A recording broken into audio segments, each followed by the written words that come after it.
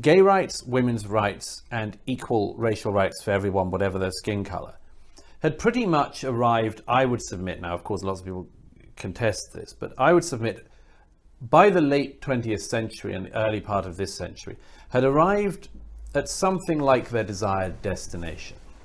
And the desired destination was equal. And as I see it in recent years, this has been like watching a train drawing into a station, the desired destination. And then suddenly, just as it's drawing in, gets a head of steam, goes shooting off down the tracks, off the tracks, and starts scattering bodies in its wake. Why, when gay rights have never been better, are they portrayed as if they've never been worse? Why, when women have never been freer and able to make choices about their lives, is everything about the lack of opportunity for women and the discrimination that people see against women? Why do we hear talk of the patriarchy at the least plausible time in human history to do such talk? Why do we see the weaponization of gay people against straight people, of women against men, of black people against white people, and trans against absolutely everyone? Why? What's actually going on? And I think there's a number of things going on, but one of them is simple brute politics, brutal politics. Perhaps it's an image that people don't want in their heads, but trans is the one that gives this thing away. And I think in recent years, the radical left has used transsexuals as a battering ram. Right, yes. A battering ram. For what? For several things. One is, and you can see it with complete predictability across the system, trans is used by people who want to do something else. I'm not referring to trans individuals who, broadly speaking, want to just live their lives like everyone else. But I'm talking about the people who you can predict with absolute certainty will agree to whatever the latest claim is.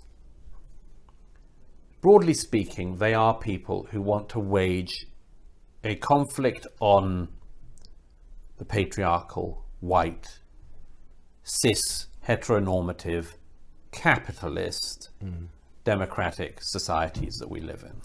Actually, that's an important point, because you mentioned in the book, you know, in the past, when there was a kind of diagram of oppression, you know, capitalism was at the top, and then you had, you know, the workers or whatever. Now, capitalism is still at the top, but you have a different hierarchy of groups that are apparently being oppressed, which is I say, as you know, I do each of these landmine issues one by one: gay, women, race, trans, but they have interludes in between them to explain what I think the things going on underneath are. And that's why I have an interlude on the Marxism issue, because you can see the Marxist substrates in a lot of this. I mean, as you say, the pyramid of oppression.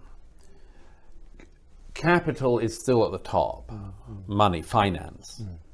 But this time, instead of the rest of the pyramid being supported merely by the workers and the working class on whose noble shoulders the middle class were, and then the upper class, then the aristocrats and the bishops and so on. This is another form of the pyramid of oppression, but it involves these minority groups. Now, by the way, lest anyone think that I'm some conspiracy theorist on this, I cite at considerable length some of the Marxist scholars who make this completely plain. And I was staggered when I was looking into this at the completely frank way in which some of them write about this.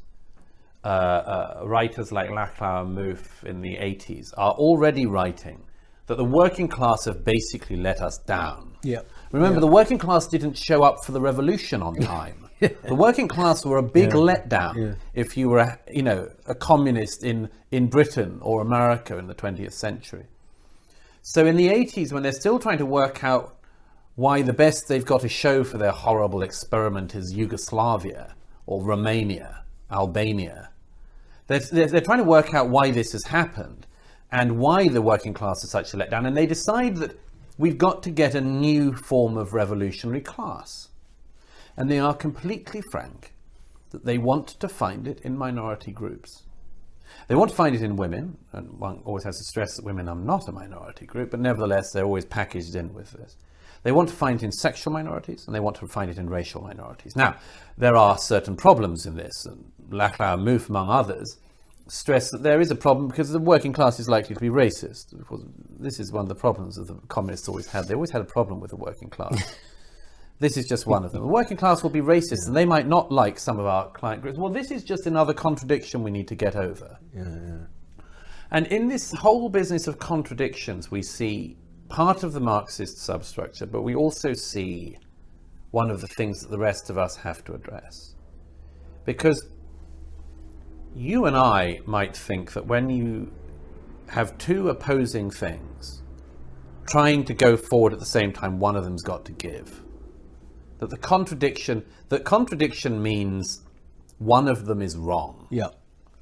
But one of the things that the Marxists always managed to do was to embrace the contradictions. So I show with the intersectionalists, I show in somewhat gruesome detail, I think, in The Madness of Crowds, that intersectionalism claims that if you unlock one minority group, you unlock the lot. Yeah. So we live in a society that's patriarchal, white supremacist, cis heteronormative, etc., goes without saying. But these things are all interlocked, and if you could undo one, you would undo the whole thing. Now, I point out this is demonstrably wrong. Demonstrably wrong. For instance, trans runs against women, fundamentally. It happens to also run against men, but let's put that one off for another time. It runs fundamentally against women because you cannot claim that being a woman is a performative act which you just become if you would like to become, yet being trans is a hardware issue you have no say over. You can run one of those programs, you can't run both. I submit, and this has not, I think, previously been focused on enough, trans runs totally against gay. Totally against gay.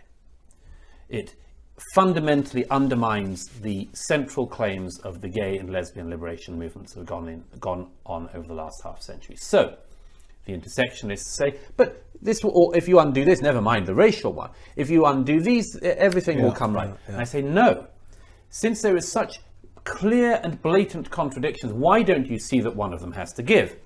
Well, again, the intersectionists, because they're influenced by the Marxists, don't find this a problem like the rest of us would. And they don't think that as a result, maybe you have to re-estimate the whole thing. The problem is, you see, if they allow for one contradiction, then the whole thing falls down, doesn't it? See, when I started looking at the intellectual roots of the intersectional movement, I was genuinely amazed. I assumed that there was a body of scholarship, serious scholarship, relatively unreadable scholarship. I assumed that in advance. This is from the American academies, so it goes without saying. But I assumed that it would be some form of serious scholarship, and I was amazed to discover it's either things like this, or, as in the case of Peggy McIntosh, the author of one of the foundational texts of intersectionalism, merely a few pages of assertions. Yeah. Now, but here again is the thing. That's the problem for the American Academy, which has, goodness knows, a lot of problems. And insubstantial examples should just be shut down. I mean, it has nothing to add. It has added nothing for a very long time.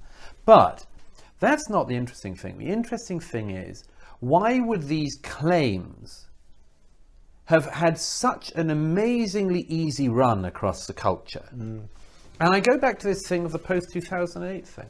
To some extent, the adults in the last 10 years in particular appear to have become so demoralized that they've given up on certain things, or have sued for peace by saying, sure, we'll give you the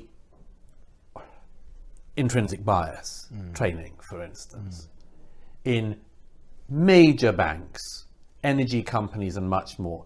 The implicit bias tests are rife, despite having already been basically disowned by 2 out of the 3 people who formed the first of the tests, who said this wasn't meant to be used like this. Why would all of these major corporations be... You know, you'd have thought that if you wanted to use the work of Judith Butler and the implicit bias test people and all these sort of things, you'd have thought you'd have liked to have seen it tried out successfully somewhere once. Yes. Before you decided to do it in every Western government and every major corporation and all the Fortune 500, you'd have thought you'd have tried it out once.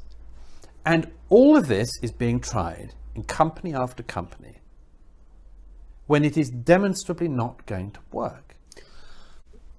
Do you think there's a sort of way back from this? Well, there has to be, doesn't there? I'm determined to help us get out of this because several reasons. The first is that the part of it that's simply a political push has to be resisted. I think it's deeply immoral to be using people of different skin colours as battering rams against each other for a political project. It's sick. I think it's sick to be using racial or sexual minorities in this manner for political ends. So that has to be stopped. Identified and stopped. But there's also this aspect of it which, because we've talked a bit about the deliberate aspect, that bit, but there is also this aspect of young people who are looking to understand the world, as we always have, and who are being offered this as an answer. Now, they are, I would submit, to put it no strongly, being invited to waste their lives. It's not the case that everything in life is centered around power. It's actually quite a moving part in the book at the end, where you talk about the fact that leading an entirely political life, as you might put it, is an unrewarding thing. And I think you go off, basically find it in, when you talk about what do people talk about, what do they value in life, it's not positions of power as such, but it's love, and it's things like this. Charity, love, forgiveness, family, friends. Yes. Meaning.